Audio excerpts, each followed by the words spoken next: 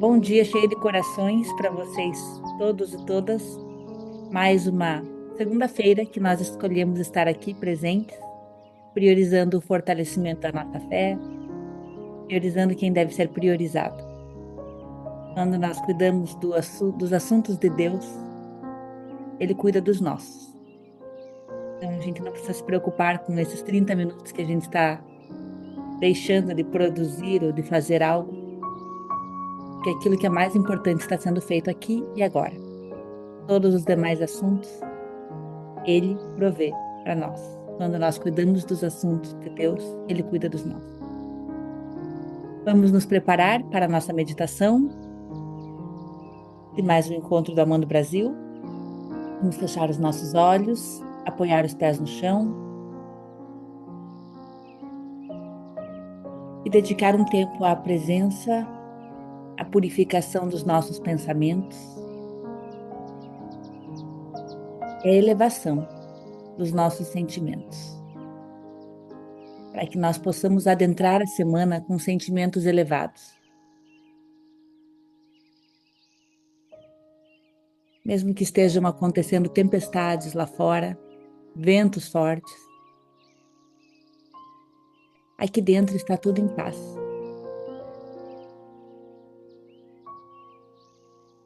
Porque as preocupações terminam e a fé começa.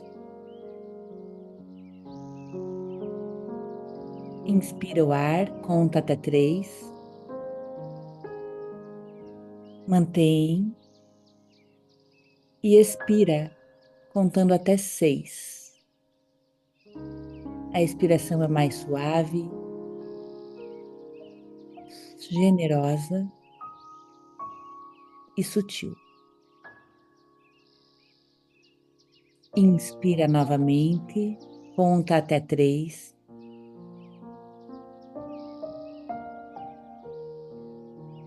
E expira, contando até 6.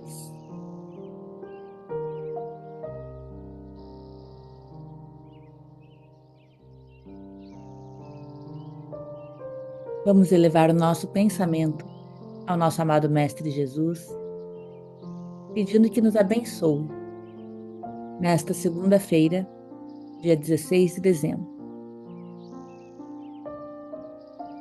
acalmando nosso coração, nos dando a força necessária para a nossa reforma íntima, que inclui ter autodomínio, cuidar das palavras, orar pelos nossos inimigos, fazer o bem a quem nos faz mal. Pagar o mal com o bem.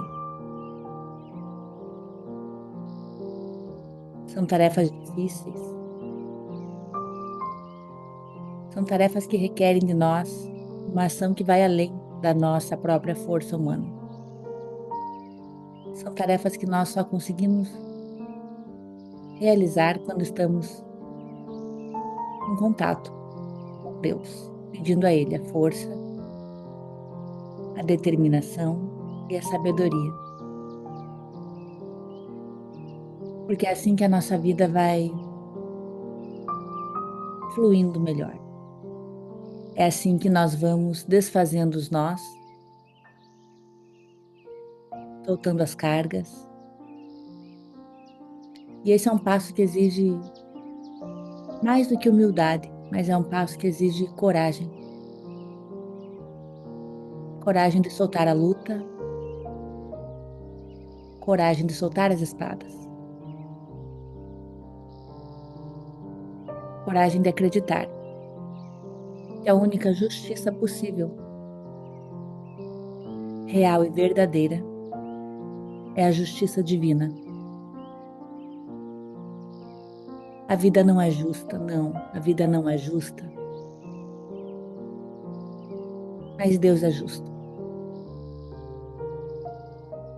A justiça divina é soberana e tudo acontece no tempo que precisa acontecer.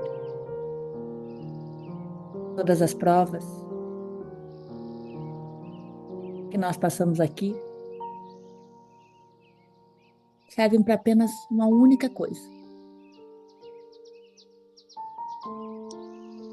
para nós deixarmos morrer em nós aquilo que não é santo, aquilo que não é bom, aquilo que não é perfeito e agradável à vontade de Deus. Essas provas estão aqui somente para que nós possamos dar espaço para que o nosso melhor nasça. E o nosso melhor nasce quando nós estamos conectados diretamente na fonte.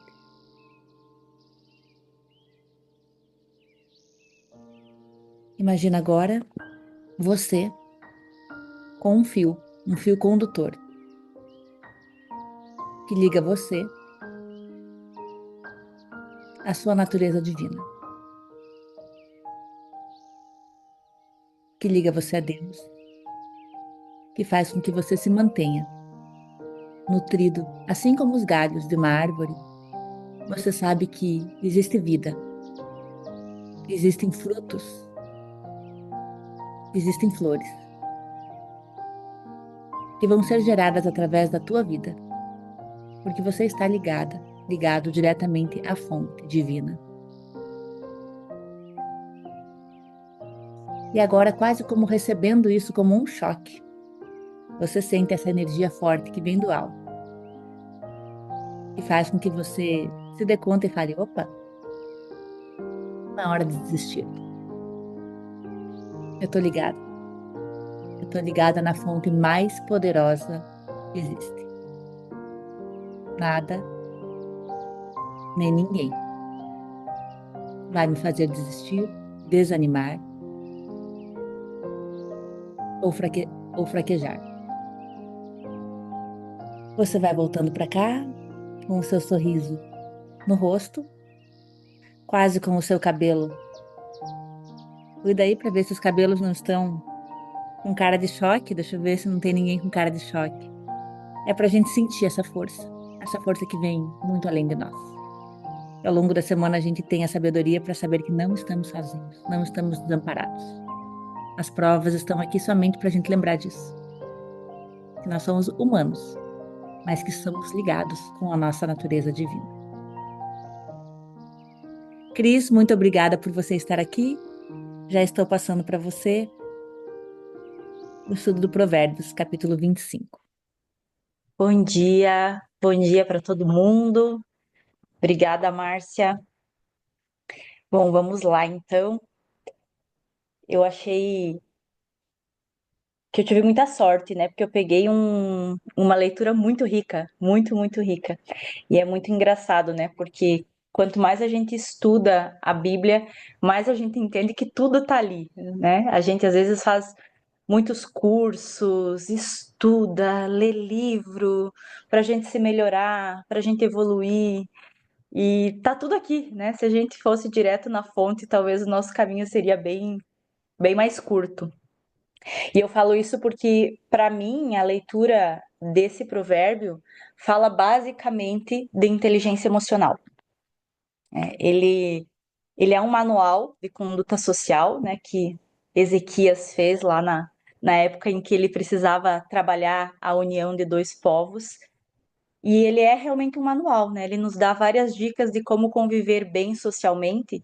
E eu vejo que todas as dicas que ele traz, todos os ensinamentos estão muito ligados com a inteligência emocional. Eu até separei aqui algumas palavras-chave que, para mim, resumem a leitura, né? E está muito relacionado a equilíbrio, autocontrole, gentileza, cuidar os excessos, confiabilidade. E que se a gente conseguir aplicar isso para a nossa vida, nós vamos ser pessoas sábias, né? Porque a sabedoria é a gente conseguir colocar o conhecimento em prática. Então, eu separei aqui alguns dos versículos que me marcaram mais para refletir de uma forma um pouco mais profunda sobre eles, apesar de que todos são valiosos. Eu vou começar pelo 2, então, que diz: a glória de Deus é ocultar as coisas, e a glória dos reis é pesquisá-las. Aqui eu interpreto muito sobre sermos curiosos com as coisas de Deus. A gente gasta muita energia e muito tempo do nosso dia, muitas vezes, naquilo que não vai nos trazer crescimento, naquilo que não vai nos elevar. E nós somos curiosos. Nós somos curiosos sobre o outro, sobre a vida. Então, muitas vezes a gente gasta energia nos comparando, julgando o outro, querendo entender o que está acontecendo na vida do fulano, na vida do ciclano, e as redes sociais aumentam ainda mais essa curiosidade. E às vezes a gente não é curioso na mesma proporção com as coisas de Deus, que são as coisas que realmente vão nos elevar, vão nos fortalecer, vão fazer com que a gente cresça. Então eu acho que o versículo aqui ele fala sobre isso, né? Sobre ser curioso para as coisas de Deus e para que cada vez mais a gente gaste a nossa energia e a nossa curiosidade com essas coisas, porque isso vai nos elevar. Depois eu vou para o versículo 6 que diz: Não se vanglorie na frente do rei, nem ocupe o lugar dos grandes. É melhor que digam a você: suba até aqui, do que ser humilhado na presença de uma autoridade. E eu linko esse versículo muito com a humildade, com sermos humildes para aprender e para respeitar os nossos processos, porque muitas vezes a gente quer ocupar um lugar sem ter passado pelo processo que vai nos levar até aquilo. Então, tudo tem ônus e bônus, e para tudo que a gente quer na vida tem um preço a pagar. E às vezes a gente não está disposto a pagar o preço, mas a gente quer ocupar aquele lugar. Então, para mim, tem muito a ver com isso, né? Com respeitar os processos, entender que cada lugar tem uma escadinha para ser subida, e às vezes eu quero pular do primeiro degrau para o último. Honrar a quem tem honra, né? Honrar quem já está lá naquele lugar e não desejar um lugar que ainda não nos pertence, não no sentido de que a gente não possa desejar coisas melhores, mas nesse sentido, né, de achar que aquilo já é meu, se eu ainda não paguei o preço, se eu ainda não vivi o processo, né? Então, eu acho que as pessoas que já estão no lugar que a gente quer, elas devem servir como inspiração, né? E às vezes humano que somos, a gente inveja o lugar do outro, em vez de nos inspirar com aquelas pessoas que já estão onde a gente chegou. E aí, quando a gente fala de humildade e de viver o processo, de honrar a quem tem honra, me veio muito a questão do ego, né? Porque o ego precisa de reconhecimento. O ego precisa estar no lugar X, no lugar Y, para sentir que ele tem valor. A alma não. A alma ela não precisa do reconhecimento externo. A alma precisa estar conectada com a fonte. A alma precisa saber o seu verdadeiro valor e ela sabe. Ela não precisa do estímulo externo para entender isso. Isso é o ego. Então, cada vez que a gente acredita na superioridade e na inferioridade, porque quando a gente precisa ocupar um lugar para sentir que a gente tem valor, é porque a gente acredita que a superioridade e a inferioridade existem, né? Que tem um lugar que é maior e que tem um lugar que é menor. E isso é o ego, né? A superioridade e a inferioridade, ela é uma invenção da nossa mente. A nossa alma, ela acredita na singularidade. A alma acredita que todos somos singulares, não existe ninguém igual a ninguém, nem a nossa digital é igual. A gente nunca vai encontrar alguém no mundo que tenha a mesma digital que a gente. E isso já é um recado de Deus, e é um pedido dele para que a gente realmente não se compare, porque cada um tem uma entrega diferente para fazer aqui. E aí, quando eu estou focando no outro, ou quando eu estou focando em alcançar um lugar específico, porque se eu não alcançar aquele lugar, eu não vou me sentir uma pessoa de valor, eu estou esquecendo daquilo que é base, que é o que Deus pediu para a gente vir fazer aqui. Então, que a gente foque muito mais na nossa singularidade do que em estar em algum lugar, ou se comparar com o outro, ou achar que eu preciso de algo para me sentir reconhecido, porque isso é ego e não é alma. Depois eu vou lá para o 8, que diz: Não se apresse a usar no tribunal aquilo que você acabou de ver, pois o que fará você no fim se o seu próximo o puser em apuros? Para mim, esse versículo está falando de autocontrole, né? Quantas vezes a gente age na impulsividade, quantas vezes a gente não examina por completo uma situação, quantas vezes a gente vê a fração daquilo que aconteceu e o nosso julgamento já está lá na frente e a gente já condena alguém ou alguma situação. E o que Deus nos pede é esse autocontrole, né, de observar as situações com neutralidade e agir só depois que a emoção não está mais fervendo na gente. O problema é que a gente age quando a emoção está fervendo. Eu me lembro que eu tinha uma líder que quando acontecia alguma situação ruim, quando ela se irritava com alguma coisa, ela escrevia o e-mail, né, para a pessoa que ocasionou aquilo. E aí ela deixava guardada na caixinha dela, né, nos rascunhos, e 2 horas depois ela lia o e-mail de novo para entender o que, que ela precisava reescrever naquela mensagem agora que ela estava calma, né? E isso me ensinou muito, ela me ensinou muito com isso, né? Então é isso, né? É a gente colocar a mensagem no rascunho por um tempo para conseguir primeiro processar as emoções, para que a emoção não chegue na frente, né? Porque quando a gente não processa a emoção, ela chega na frente. E é aí que muitas vezes a gente mete os pés pelas mãos, a gente magoa as pessoas, ou mesmo na intenção de contribuir, a gente acaba não contribuindo, porque a gente faz com boa intenção, mas da maneira errada. O 9 diz: discuta a causa diretamente com o seu próximo, mas não revele o segredo de uma outra pessoa para que os ouvintes não difamem você e seu descrédito se torne irreparável. Aqui eu acho que a mensagem e o pedido para nós é que sejamos pessoas confiáveis, né? Que nós sejamos pessoas que tenham o interesse genuíno de contribuir com o outro. Porque quando eu estou insatisfeito com algo que alguém falou ou com algo que alguém fez, e eu prefiro comentar sobre isso com outra pessoa, em vez de falar com a pessoa que fez aquilo, eu não estou contribuindo nem para o crescimento dela, nem para o meu crescimento, e ainda estou causando um terceiro problema, que é contaminar uma terceira pessoa que não viveu aquela situação com os meus pensamentos, com os meus julgamentos, com aquilo que eu estou sentindo e que é uma experiência minha e que às vezes está conversando com os meus conteúdos, né? Porque às vezes aquilo que o outro faz conversa com um conteúdo meu, né? Talvez a outra pessoa, se vivesse aquela situação, nem ia fazer os julgamentos que eu faço, mas aí eu vou lá com os meus conteúdos e contamino o outro com aquilo que eu vi, com aquilo que eu não gostei. E aqui eu acho que é um recado muito importante, porque é comum a gente fazer isso. A gente faz muito isso, né? Principalmente, eu vejo principalmente no trabalho, né?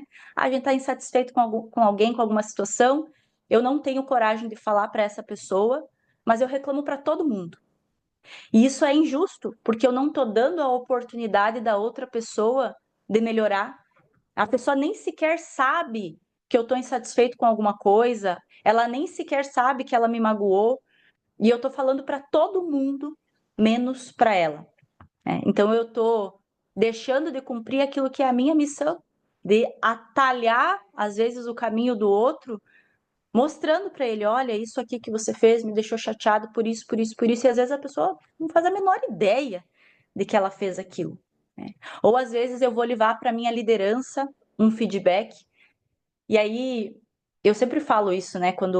Agora não tem mais equipe, mas quando eu tinha, eu sempre falava, quando o pessoal vinha me trazer situações, porque o fulano, ciclano, eu sempre fazia essa pergunta: você prefere que eu posso falar, eu posso chamar essa pessoa e eu posso falar sobre isso. Mas se fosse com você, você preferia que a pessoa fosse falar com você ou que ela fosse falar com o líder dela para que o líder chamasse e conversasse sobre isso? Porque vocês são amigos, vocês não se dão bem. Como você acha que essa pessoa vai se sentir? Quando ela entender assim, poxa, eu achava que ela era minha amiga, mas ela foi lá falar para minha líder, em vez de vir aqui e dizer, olha, isso aqui tá me incomodando. Vamos conversar aqui sobre isso. Então, eu acho que é muito sobre isso, sobre sermos confiáveis para as pessoas. Depois eu pulo lá para o 14, que diz: nuvens e ventos e nada de chuva é aquele que promete, mas não cumpre. Aqui eu acho que a palavra que resume é integridade. Sermos íntegros, cumprir a nossa palavra. Se eu disse que eu vou fazer, eu vou fazer.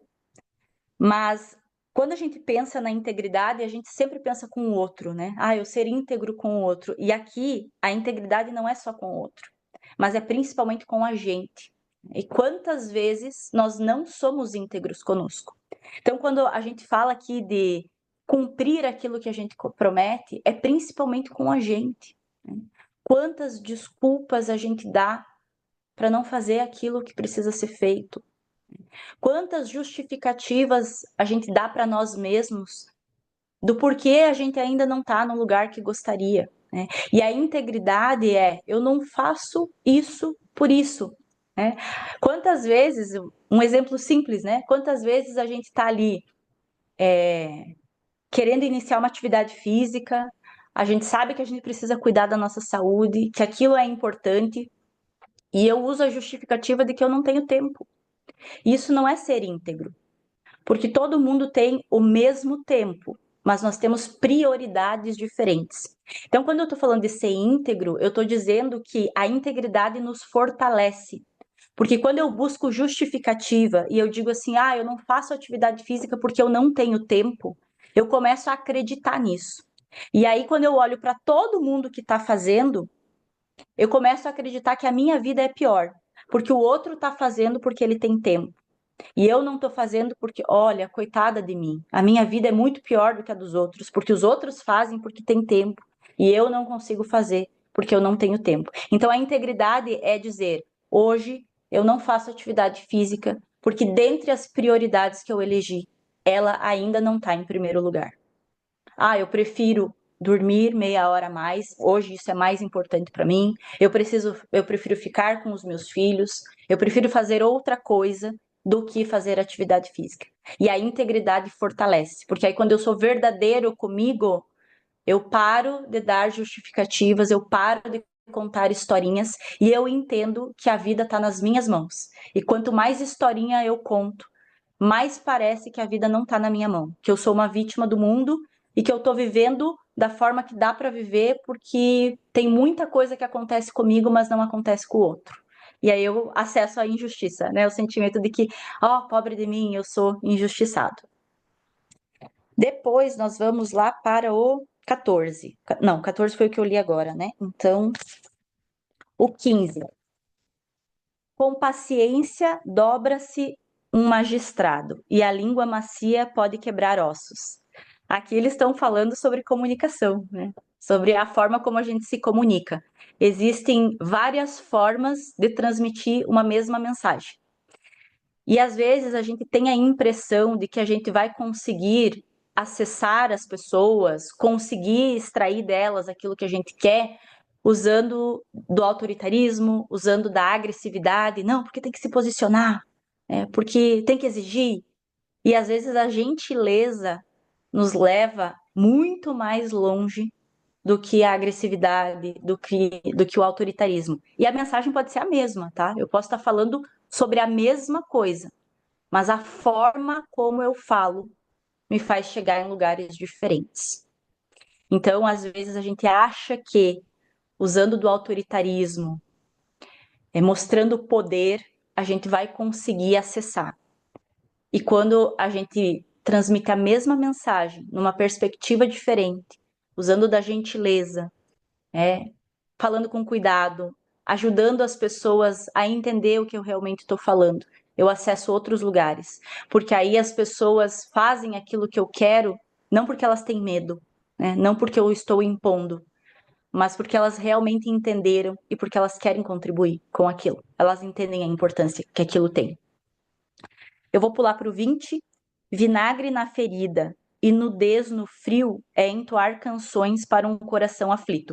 Eu demorei um pouco para conseguir entender exatamente o que queria dizer, né? Porque eu até li para o meu marido, eu disse, meu Deus, vinagre na ferida e nudez no frio é uma coisa ruim? É desconfortável, né? Se você coloca vinagre na ferida, arde. Se você tá nu no frio, dói. E aí a segunda parte é entoar canções para um coração aflito. Qual que é a interpretação que eu faço aqui, né? Para que nós estejamos atentos para que a gente não seja um instrumento que piora a situação das pessoas. E para que a gente aprenda acolher o processo do outro, porque às vezes é com boa intenção, mas é da maneira errada, né? Às vezes a gente tá, sei lá, conversando com alguém que tá passando por um momento de depressão e querendo ajudar a pessoa, a gente fala, mas você tem que sair de casa, mas você tem que reagir. Então a gente tá lá entoando cantos, né? A minha intenção é boa, né? Eu tô falando tudo que essa pessoa precisa fazer, mas não é o que ela dá conta de fazer naquele momento. E não é o que ela precisa. Ela precisa do nosso acolhimento, né? Ela precisa que eu diga, eu sei que o que tu tá vivendo é muito difícil e eu tô aqui para te ajudar. Então eu acho que é muito a gente cuidar a forma como a gente tenta auxiliar as pessoas, porque muitas vezes, mesmo com boa intenção, nos falta empatia. A gente não consegue realmente se colocar no lugar do outro e entender aquele momento, entender aquela aflição. E aí a gente tenta animar aquela pessoa do jeito que a gente conhece e não é o que ela precisa naquele momento. O 21 fala: se o seu inimigo tem fome, dê a ele de comer. Se tem sede, dê a ele de beber. Desse modo você o deixará corado de vergonha e Javé recompensará você. Talvez esse seja o mais desafiador de todos, né? Dar de comer e de beber ao nosso inimigo é muito desafiador, né? Porque apesar de nós termos uma alma aqui que é divina, a gente está numa experiência humana, né? Nós somos humanos. E nessas horas a humanidade vem à tona, né? É muito difícil fazer o bem a quem está nos fazendo mal. E eu, pelo menos, interpreto aqui, né, que quando a escritura fala desse modo você o deixará corado de vergonha, a vergonha que eu interpreto, que o versículo está dizendo é: quando você dá de beber a quem tem fome, e dá de comer a quem tem fome, e dá de beber a quem tem sede, mesmo que essa pessoa seja o teu inimigo, você ensina pelo exemplo. Aqui eu acho que o causar vergonha é isso, é desarmar a pessoa. Porque muitas vezes a pessoa está pronta para o embate. E tudo que ela espera de você é isso. Ela age com agressividade. E ela está pronta para esperar a tua agressividade. E quando você age com gentileza, né, e quando você oferece o que você tem de melhor, o pão, a água, essa pessoa é desarmada, porque não era aquilo que ela esperava. Ela esperava o embate, ela esperava o conflito, ela esperava que você respondesse na mesma moeda para que vocês pudessem continuar a situação de conflito. E aí, quando você faz o oposto e você oferece aquilo que você tem de melhor, oferece a tua gentileza, tu desarma a pessoa. E ela começa a aprender que existe um outro jeito de resolver as coisas, que existe um outro jeito de se relacionar. Porque às vezes esse conflito, essa agressividade, o jeito como o inimigo nos trata, é a forma como ele aprendeu a viver. Foi o que ele precisou, foi a casca que ele precisou para ele dar conta do tranco. Para ele conseguir passar pela história dele, que talvez foi uma história muito pesada e muito diferente da nossa. E quando eu faço o oposto e eu dou uma resposta que ele nunca teve, porque ele sempre recebeu a agressividade, porque ele sempre recebeu a violência, porque ele sempre recebeu a falta de amor, ele começa a enxergar que existe uma outra forma de fazer. Deixa eu ver como que tá o tempo aqui. Eu tenho uma história assim que eu vivi na adolescência, né? Que nós tínhamos, quando a gente estudava no colégio, tinha uma servente no colégio que ela era muito mal-humorada. Muito, muito, muito. Ela estava sempre brigando nos corredores, estava sempre xingando. A gente nem tinha feito nada, ela já estava xingando. E aí no verão a gente às vezes levava uns potes de sorvete assim para comer na hora do recreio, né? Entre nós. E um dia a gente falou assim: ah, vamos servir um copo de sorvete, vamos levar para aquela tia que tá sempre mal-humorada. E aí a gente chegou lá e disse: ah, a gente trouxe um sorvete para você. E foi a primeira vez na vida que eu vi ela sorrir. E eu tenho que cuidar porque eu me emociono, né? E aquilo me ensinou muito, porque depois daquele dia, ela era outra pessoa. Eu conheci uma pessoa que eu nunca tinha conhecido, né? Ela abraçava a gente nos corredores, ela vinha conversar com a gente. Então, às vezes, a agressividade, o mau humor, é só a casca da pessoa para ela dar conta do tranco, porque talvez ela já foi tão julgada na vida que ela pensa assim: ah, se é para ser julgada, então eu vou fazer por merecer, eu vou realmente ser uma pessoa ruim, porque aí pelo menos eu consigo entender por que o amor não chega, por que as pessoas me rejeitam. Então é um pouco disso, acho, esse versículo. O 26 diz que fonte turvada e nascente poluída é o justo que fraqueja diante do injusto. Aqui é sobre posicionamento, né? É sobre a gente se posicionar na vida, porque muitas vezes a gente tem clareza do que a gente quer, do que a gente precisa, de quais são os nossos valores, de quais são os nossos princípios, mas muitas vezes, diante de alguma situação, a gente cede, né? E a gente deixa de se posicionar, e a gente deixa que atropelem os nossos valores, e a gente deixa que os outros façam conosco aquilo que não está alinhado com o que a gente quer, e a gente faz coisas que não estão alinhadas com aquilo que a gente quer, com os nossos valores, porque a gente fraqueja. E aqui o ego também está muito envolvido, né? Porque às vezes a gente fraqueja e passa por cima dos nossos princípios e dos nossos valores, porque a gente quer ser aceito, porque a gente não quer ser rejeitado, porque a gente não quer que as pessoas pensem mal de nós. E aqui a inteligência emocional fala também, né? Que a gente precisa se posicionar. A vida pede da gente posicionamento. E muitas vezes se posicionar vai exigir da gente essa fibra para entender que a gente vai desagradar e que isso faz parte do processo. E por último, o 27, comer muito mel não é bom e procurar a própria honra não é honra. Aqui fala sobre os excessos, né? Os excessos que a gente comete fisicamente, emocionalmente, tudo aquilo que é em excesso não faz bem, né? Tudo aquilo que é em excesso esconde uma falta, é um amortecedor para alguma coisa. Então, que a gente observe o que tem sido excesso na nossa vida para procurar entender o que eu estou tentando aplacar com esse excesso, para onde que eu estou evitando de olhar, que cura eu preciso fazer para que eu não precise mais entrar nos excessos. Eu acho que o recado aqui é esse, né? Para a gente vencer o ego e a glória de Deus é a nossa glória. A gente não precisa ser glorificado, a gente precisa glorificar a Deus. E isso basta. Quando eu estou buscando a minha glória, é porque eu ainda estou agindo no ego. É porque eu ainda estou buscando tampar buracos aqui dentro. E quando eu olho para a glória de Deus e isso me satisfaz, é porque eu estou chegando mais perto daquilo que a alma quer. Basicamente, essa foi a minha reflexão aqui lendo Provérbios 25. Uau! Só agradecer. Vou deixar um minuto aqui para alguém que queira muito compartilhar algo, porque foi incrível, perfeito, agradável. Deus te usou muito, Cris. Muito obrigada. Quem gostaria de fazer alguma contribuição? Vocês gostaram? Pelos comentários, sim.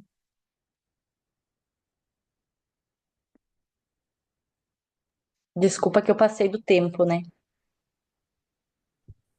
Ah, eu não posso deixar de falar, não consigo. Cris, realmente você foi extremamente abençoada e feliz, porque você conseguiu pegar a essência de cada versículo que você escolheu e passar para nós com muita aplicabilidade. Você foi muito iluminada e a gente reconhece nesse momento a o dom que cada um tem. Então, de repente, um dia no Amando vem alguém que tem essa facilidade, no outro dia vem alguém que é muito tímido, e com cada um a gente vai aprendendo e tirando aquilo que de melhor Deus nos proporciona. Muito obrigado, valeu muito. Obrigada, Mara.